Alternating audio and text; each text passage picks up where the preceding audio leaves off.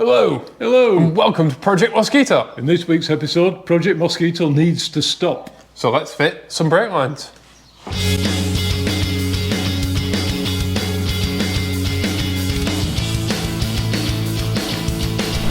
It looks like a car and it feels car-shaped.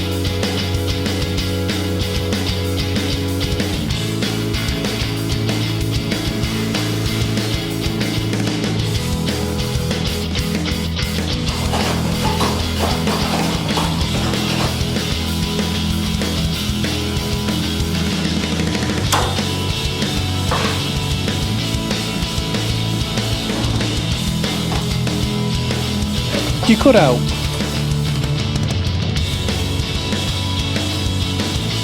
I'm not sure it's going to work. I am. Have faith, Father.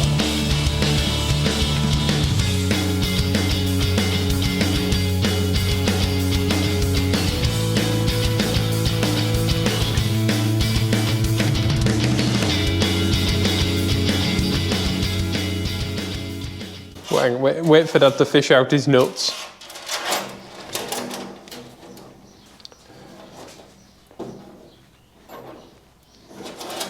Now, if you ever run brake lines on a car, you will have had the thought, this would be much easier if I wasn't on my back, reaching upwards like this, trying to get into places where I can't get.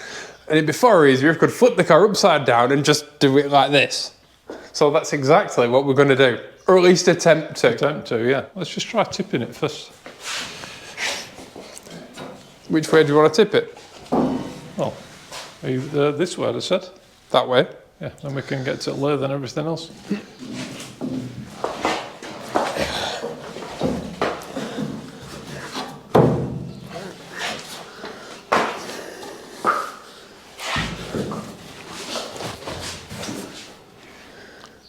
I need a piece of wood, don't I? A chair. If you just put the chair underneath the roll hoop. Just wait till I've got it. Kinda got it.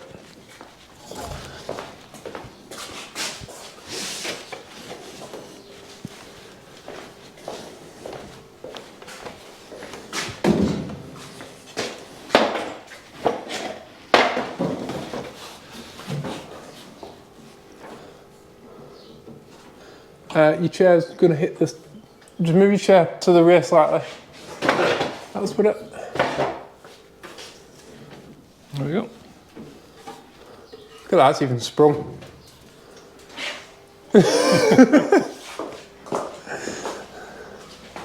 We really need to stop creating engineering solutions using antique furniture. But we'll stop it when it stops working.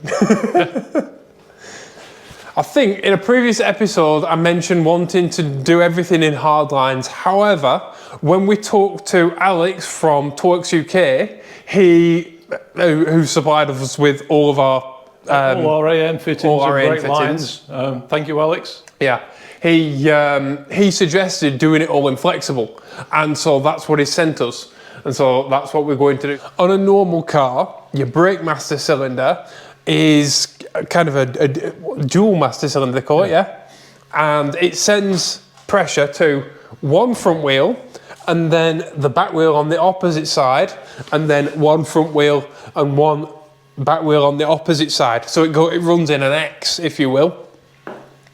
And we're not going to do that because we have a twin master cylinder setup, which means that our front brakes are completely independent of our rear brakes. So basically we have a master cylinder that does the front, and that runs from here round to a T and then to each front wheel. And then we've got another master cylinder that runs to the back, to a T and to each rear wheel.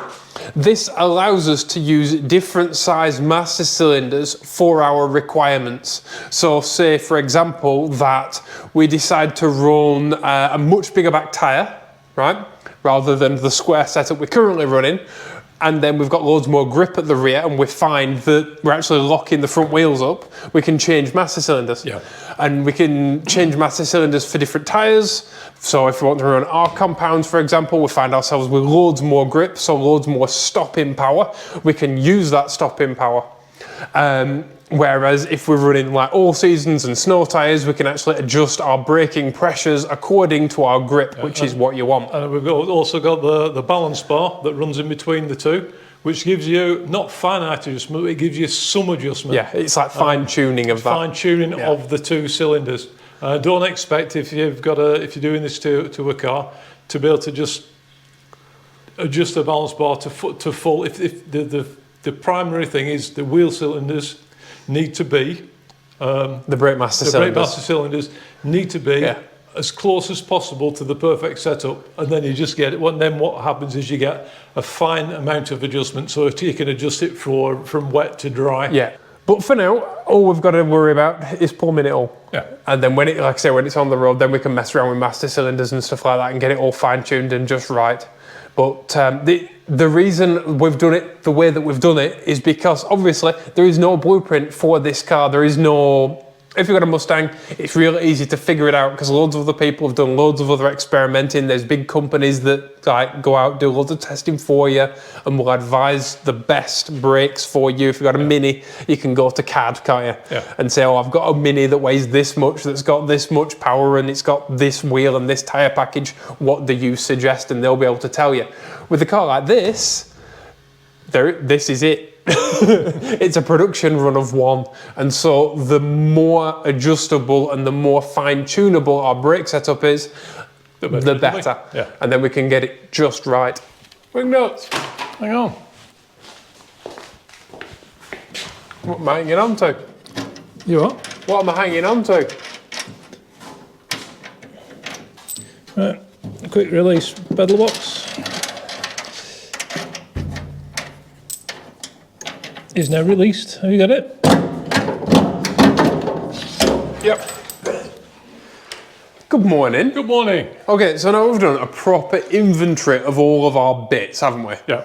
And we are missing some stuff. Yes. Although I think anyone who's ever done brakes has never got everything that they need. No. Unless they've done the exact same car twice. Yeah, and it's my fault. Hold my hand up. We are short of the low pressure side. So basically, these two hoses, this black one and this silver one, are two different diameters, right? And the high pressure side is the black stuff, and the low pressure side is the silver stuff. Yeah, because obviously you need, because it's the low pressure is gravity fed, you need a bigger pipe. Yeah. And the low pressure stuff is externally braided so that when the pedal box slides backwards and forwards, it doesn't rub on the footrest thingy, yeah? And what we are short of is a triplet of bulkheads like this that go through the centre tunnel, basically.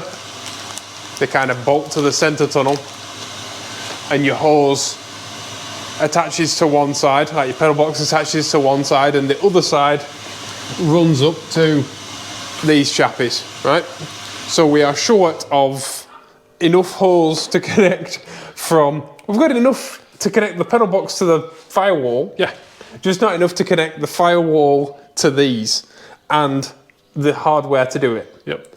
So we can't do the low pressure side. Well, we can drill it, we can get it all prepared. Yeah, but we can run all of the high pressure side and get all of our high pressure side located. And the clutch as well we can do. So we can do the front brakes, both master cylinders and... Except I haven't ordered a slave cylinder.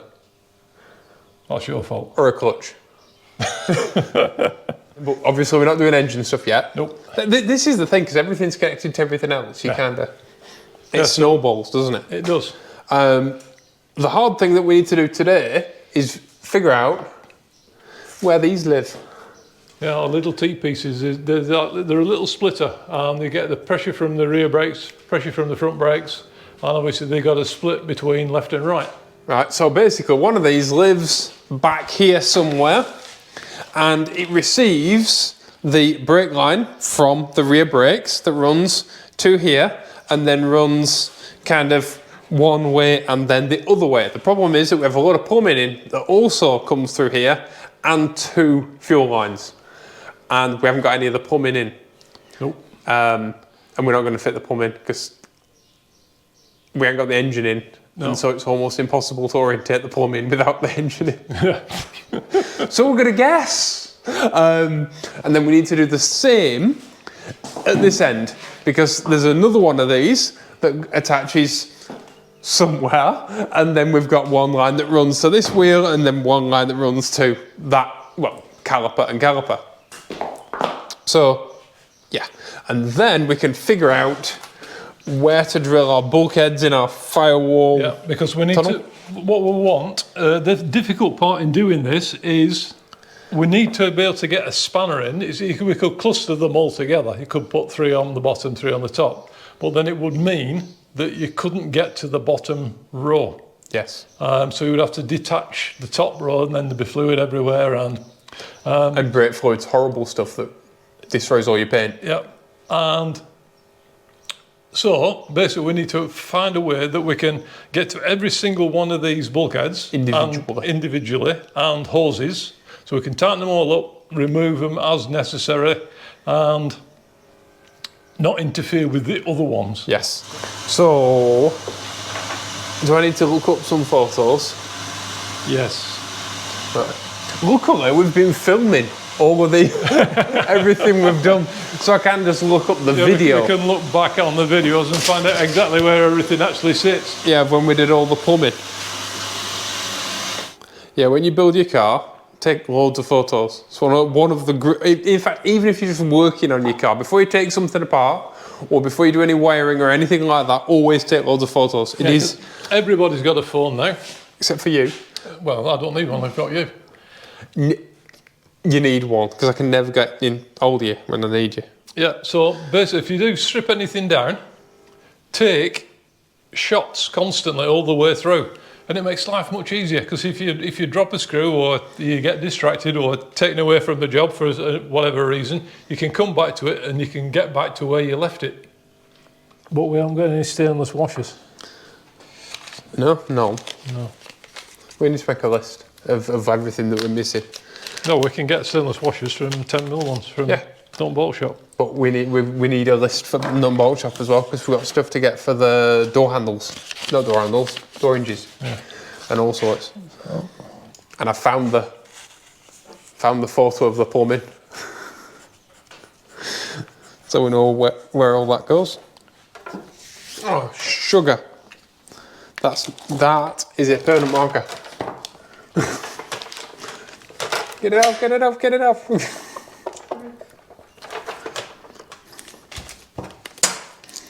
I'm like, oh, that's a good marker. Nope. So this is a very simplified Mosquito. We've got front wheels, we've got back wheels, we've got an engine, and we've got a pedal box, right? Clutch, brake, accelerator. And our brake, we won't bother doing clutch plumbing just in this. This is a very simplified example. And we have our 2 brake master cylinders, right?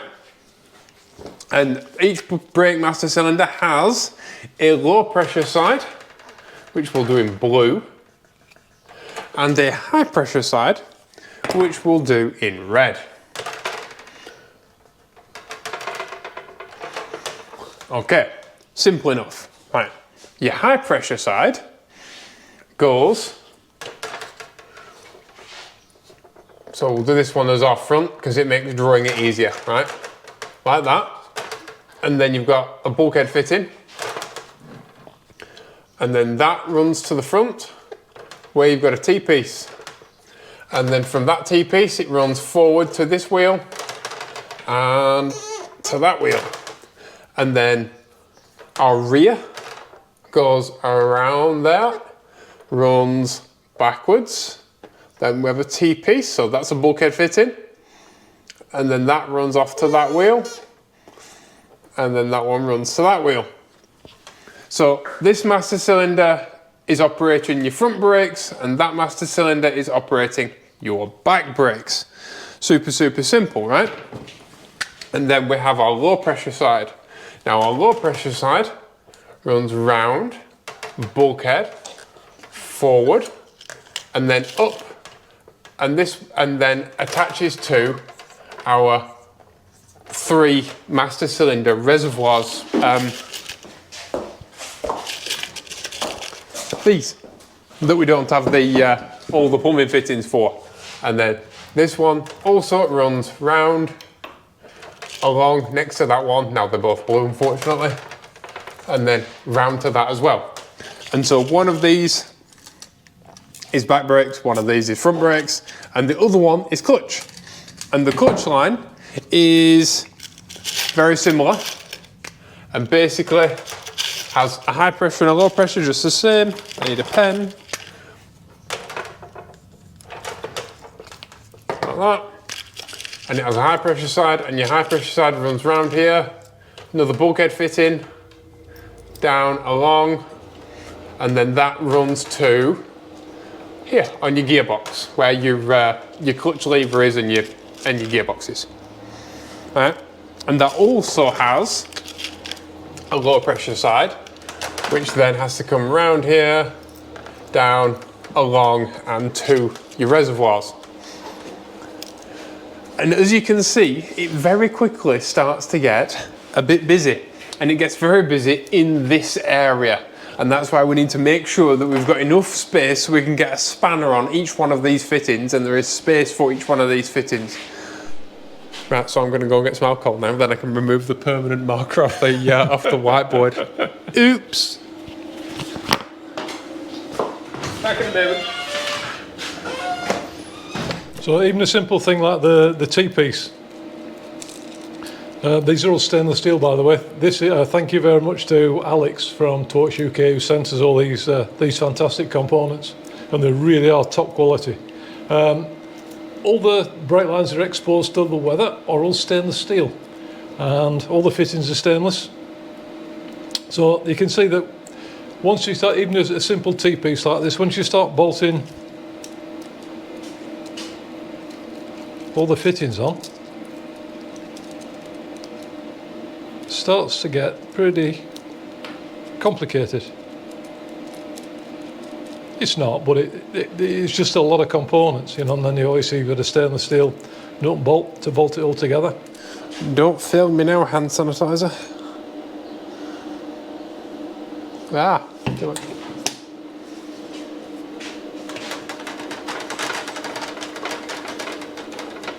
Kind of. So we've got our brake T-piece. Now we need to find the best possible routing for our brake lines. And it's not as easy as it first appears. No, because obviously we've got, coming through here, we've got heater pipes that run through to the heater, and coolant pipes to the radiator. And 2 fuel lines. And 2 fuel lines. So we need to make, we don't want this to encroach into this area because our fuel tank fits in there. And even though our fuel tank won't obviously be in level, obviously our skid pan is level with this, right? And that's all great, but we do need a sump, don't we? Yeah. And obviously you want your sump to be around here. And so, yeah, we don't want it to encroach past this line at all. Nope. So what we've come up with is we're going to mount this. We're going to make a little spacer. We're going to, similar to what we did here, like a little top hat bush that's threaded, that lifts this off the box section. So that allows us to get to this screw, which retains a heater line. Yep, and we can still get a spanner on and get the fittings on and off. We're interfering with the... Hang on a second. The chassis. Hang on a second. No, we can't. There is a radiator line that is exactly where this is. I need to look at the photos. But the heater line comes out and goes that way, doesn't it? Yes. Right, so what I'm thinking is there's no room inside the centre tunnel, yeah? But if we bring our high pressure line down and under the pedal box, like in here, yeah? Behind the pedal box, under the pedal box, up the firewall, through to here, and then we can have this right next to the right next to the master cylinder reservoir. There. And run it to there, up, around, into there. they have to be fastened to this maybe,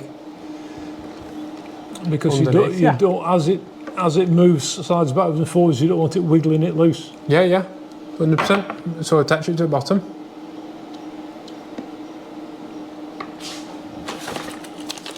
Drill it, tap it, attach it to the bottom of the paddle box. So basically what we're going to do is we're going to swap these two master cylinders. This is the front, this is the rear currently. We're going to put the front in the middle. That way we can run the brake line down and along the bottom of the pedal box and then up the back, because we're massively restricted in the amount of space we have here, but also within our center tunnel. And so we're just not going to run it through the center tunnel, and we're not going to run it through here. We'll run it up the back and then out and then round to each brake.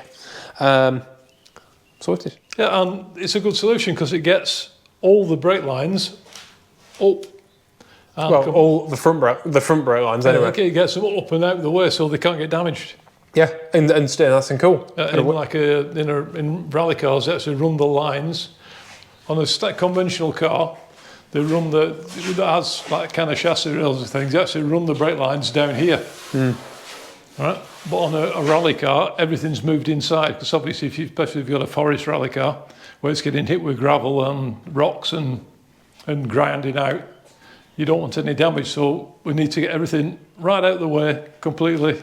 Yeah, everything on this car will be tucked up and out of the way. The exhaust, the radiator lines, the brake lines, everything will be up and out of the way. So if needs be, it can slide along its belly like a turtle. Yep, and we've got obviously we have a skid pan that fits over the top here. So all this will be completely waterproof. So all the lines and everything be kept nice and clean. So it's just 6 screws. You can drop the panel off, and you can get access to everything, to the gear linkage, fuel lines, brake lines, 13. Whatever you need. We need a 13mm span to get these off. While you're doing that, I'll look at back. Right. So literally, just stand and stare at it and stand and stare at it for 5 minutes, because sometimes that's just what you need to do. I don't know where my phone is. If you need to look at photos, tell me. Believe it or not, it's this stuff that I love. This is my favourite part of building the car, is solving the problems. Dad likes the making of it, but I love the solving the silly little problems and how you're going to do it and how you're going to... Love it. Love coming up with really, not weird solutions, but it's whatever's best, isn't it? Mm-hmm.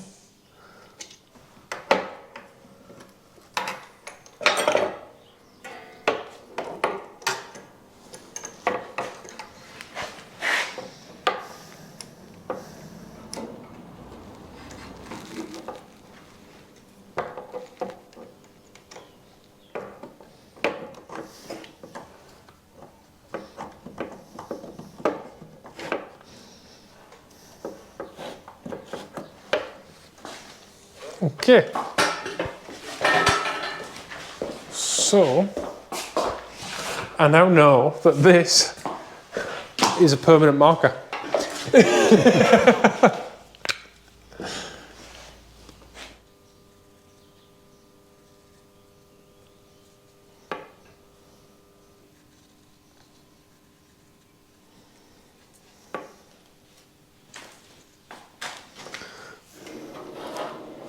There we go, all swapped over. So before I get up, I just want to say a huge thank you to all of our Patreon members who help us do this our way. Rather than trying to chase mass appeal, rather than trying to chase views and all this, we can concentrate on making awesome videos that we love to make and making the car our way. And for that, I am so thankful.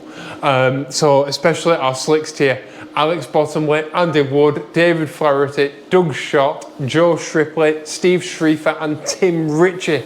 If you're interested in joining that list of extraordinary gentlemen and helping us to build this car, because we are saving up to do bodywork and stuff, you can check out patreon.com/oliverpickard for which you'll get 4 extra little videos a week where we sit down and we talk about stuff that's going on, and extra spoiler photos from before these videos go live. So our patrons know what's happening in the workshop before anyone else does. So yeah, check out patreon.com/oliverpickard, and once more, thank you.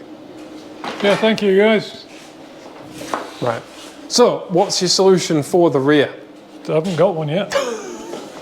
All I've done is give myself a headache. It's all wheel swapped over. Yeah. So do I need to take this apart, or do you want to? Yeah, because we need to. Well, we need to take it off its runners, and we can drill and tap this back piece for put a P-clip in.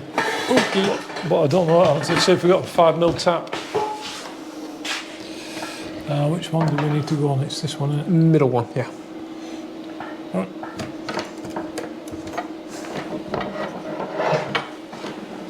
You got it? Yeah.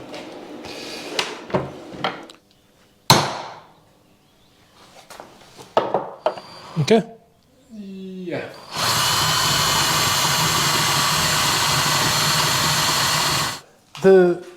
We've got these screwed in wrong ones, I think.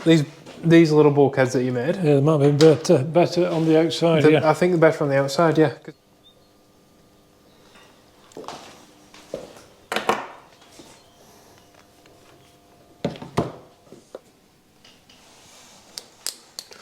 They need drilling out, don't they?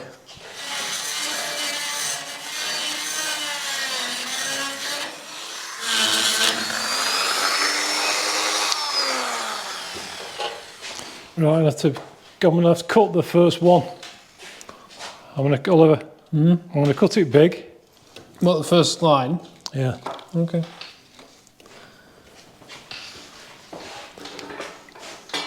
I know it's not the longest one, but it's one we can't get to once I it's... think we've got enough line that it doesn't Yeah. matter. It does, but it does to me.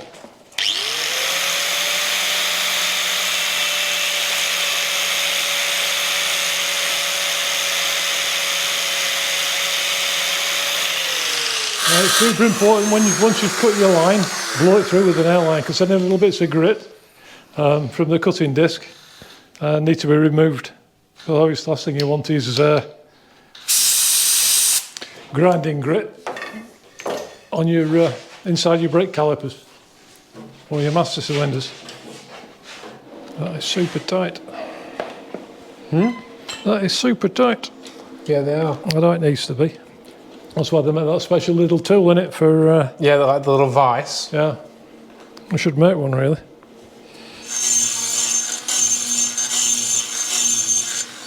I like this burr grinder, right?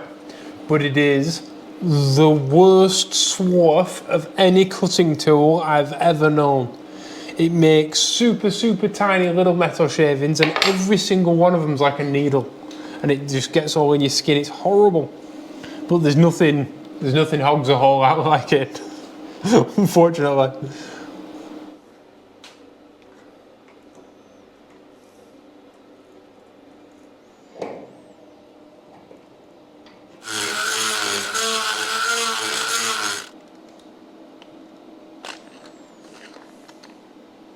So now that's really got a grip there. So when the pedal box moves backwards and forwards, it can't pull on the actual fitting. You know, it's locked in place there. So then we can then come up, and that will then run up the bulkhead.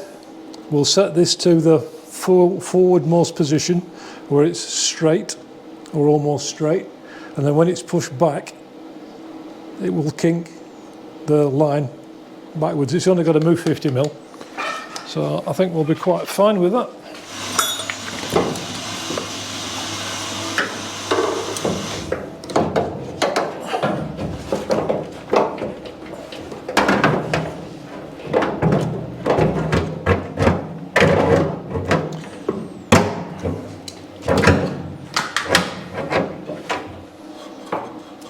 God, if you'd have asked me, how long will it take you to move, what, 6 holes? Hang on, 2, 4, 6, 8 holes My answer definitely wouldn't have been all afternoon. Good morning, everybody. Morning. So we've come up with a solution for the rear brakes, have we not? We have. We need to make, unfortunately, we need to make a little bracket. Yes, but it will be integrated into the engine mount, so it's not that bad. So it's not that bad. I know we hate brackets, but unfortunately in this case, we do need a teeny tiny one. Yeah, it's a tab. However, there is, like, in this engine mount, there is 1, 2, and obviously your engine mount as well. Yep. So it's already serving 3 functions, so a 4th function is not so bad. Right, so I'll just chop this off now and we'll make a start.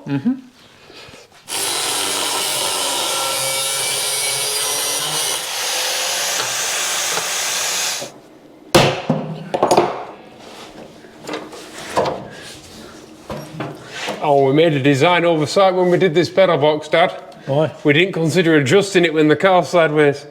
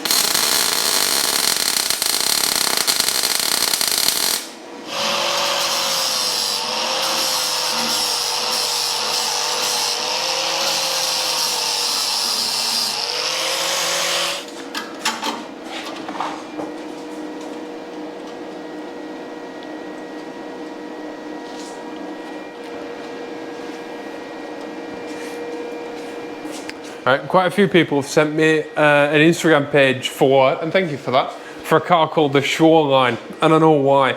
It is incredibly, I won't say inspired by Mosquito. It's tube frame. It's not a semi-tubular monocoque, it's a space frame style chassis. It uses large tubes, and they're powering it with a six-cylinder Honda motor, six-cylinder BMW motorbike engine.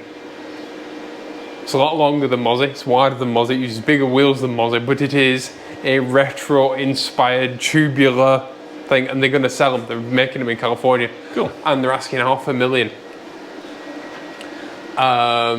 Yeah. And I've seen the renderings, and see, here's the thing. All of you, we've alluded to our inspirations, but we've never shown you the final designs. And there's a reason for that. So that, because we know how long this car is going to take us, and we've had incidents, one particular incident previously where my words came out of the mouth of another YouTuber. Yeah, completely, word for word. We won't show a design of our car on video because by the time we get round to doing our car, someone could have already built it. And I'm not doing that, I'm not having somebody copy us. But I've seen their design and it is very distinct from our design, very different from our design, pretty, but it's not as cool, which makes me really happy. Yeah, I'll show you. In fact, see what you think. So, do you need your glasses on? So, obviously it's a render. That's the back. I'll put a photo on screen, don't worry. And that's the front. That's very posh. Yeah. That's very posh. 904. It is 906. 906. Yeah. Yeah, 906, 908. But it's cool. But I'm really, really, really glad that it looks nothing like this is gonna look. That makes me very, very happy. But yeah, I'm happy for him. Go for it. Yeah. Lots of people have asked us to build these and sell them, and we won't do it because we don't want to. Yeah, it's not that heavy. No, I Not know. that heavy. But, Come to this side. Come to this side. yeah. Just slow it down. Right, line down here. Go on, okay. That was not a bad guess. No, it's a cool thing. Whether it's inspired by us or not, I'm not. I'm just happy that that people are building cool stuff. And you can stop sending it to me on Instagram now. Thank you. Seen it. This is why we haven't done our footplate, by the way, for the pedal box yet. Because it has to cover all the hoses as well, and it has to be long enough that when it's pushed forwards, it's not in the way, and when it's pushed backwards, it's all not in the way, and none of the hoses are exposed.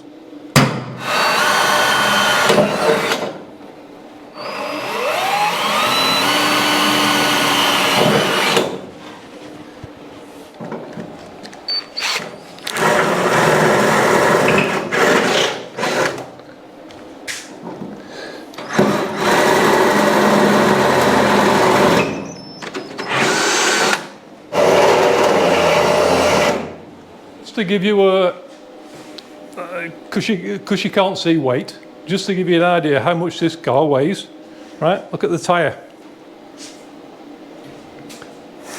There's about 2 or 3 psi in this tyre. It might need some air in it. And it's still up, still inflated, so the weight of the car's not squishing the tyre.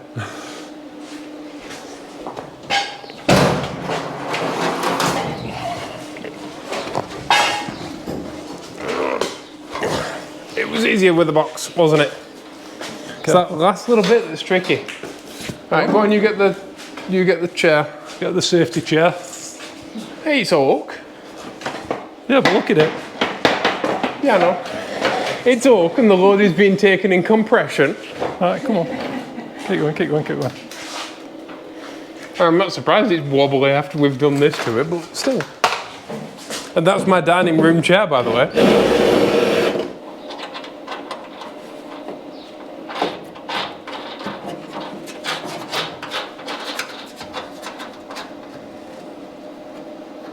If you can just hold it there. When you're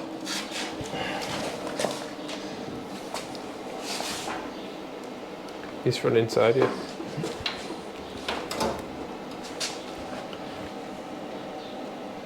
to that.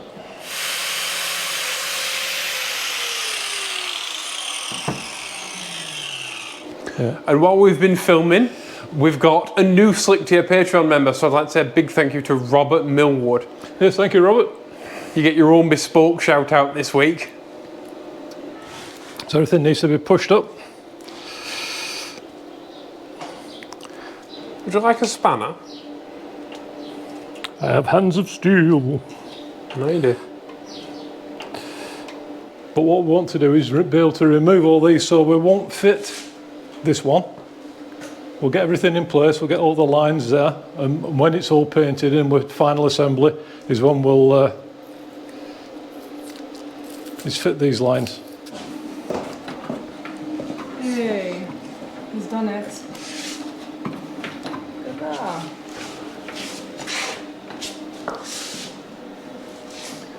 Spoke too soon. You spoke too soon and doomed it, Marion.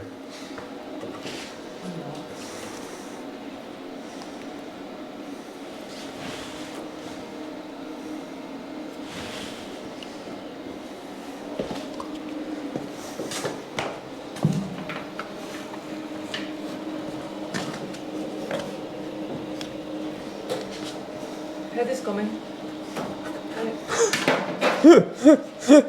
Ed is coming. It's crowding.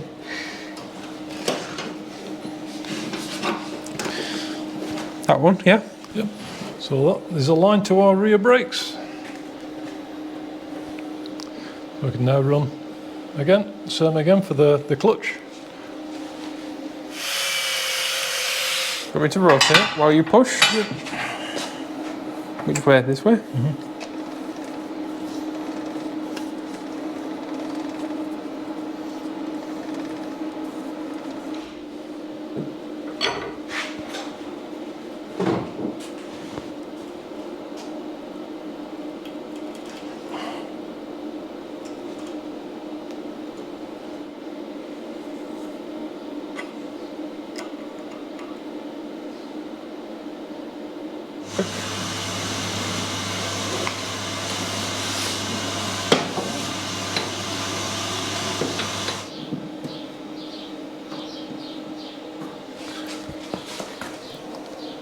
So everything can be fastened together. Super neat and tidy. I think the regulation for P-clips is like every 30 centimetres or so, isn't it? Yeah.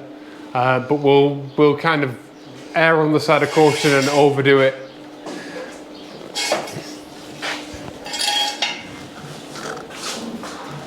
Right, you good? Yep. Wait there. Wait for me.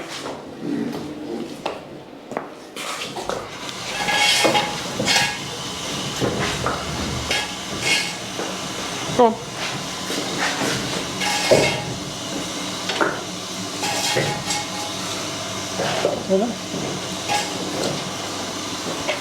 Oh, we're there yet?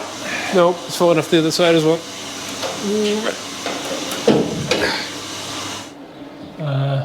Clutch. So clutch is the front one. Is that one? And if you didn't know, AN stands for Army Navy. So AN fittings, they are Army Navy fittings. Military spec.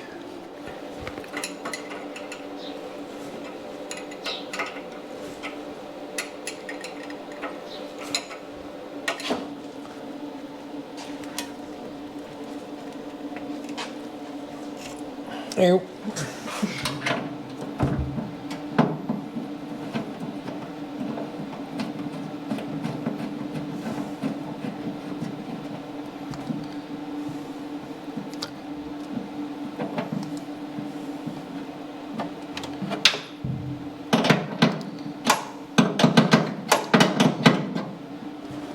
Well, one down. One down, one to go. We just let it run.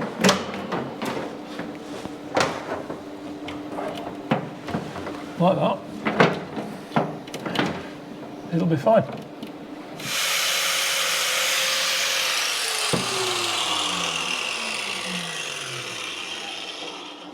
The smell of the freshly cut AN lines reminds me of like G.I. Joe action figures when I was a kid. More? Where's he got it? Got it.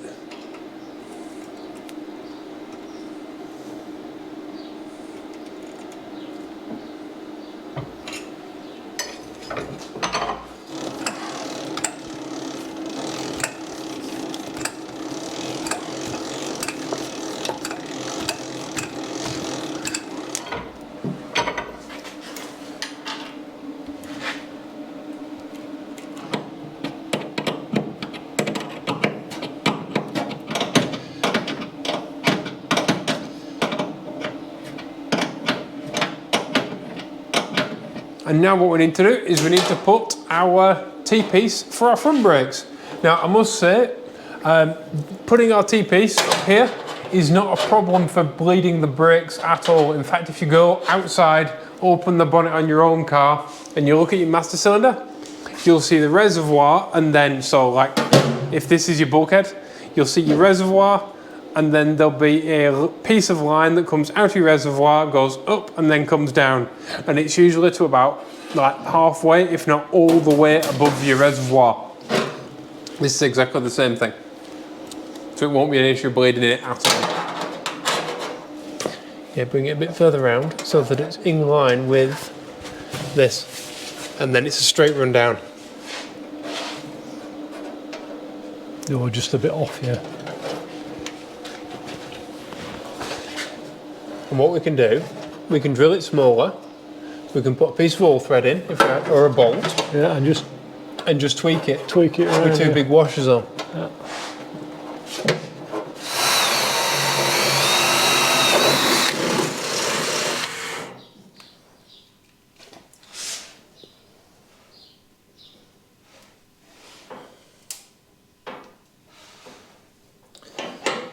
Pretty happy with it. Yep. If we take this fitting back up, we'll put the bolt back in and I'll pull it out. Yeah. Was that pull it out? A little bit. Oh, here's the thing. Right, get that dimple die. That dimple die tool there. Put female end on the outside and just tighten the washer into it. It'll do it. Yeah, plenty. Yep.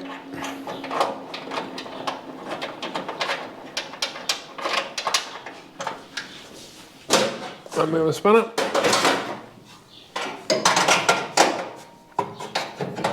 Spanner's on.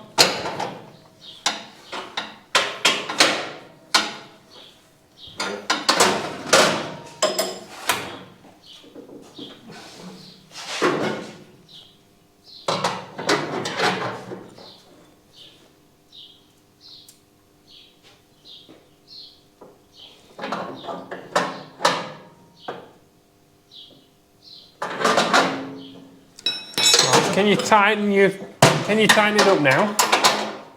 Yeah, have you spun a sword? Yeah.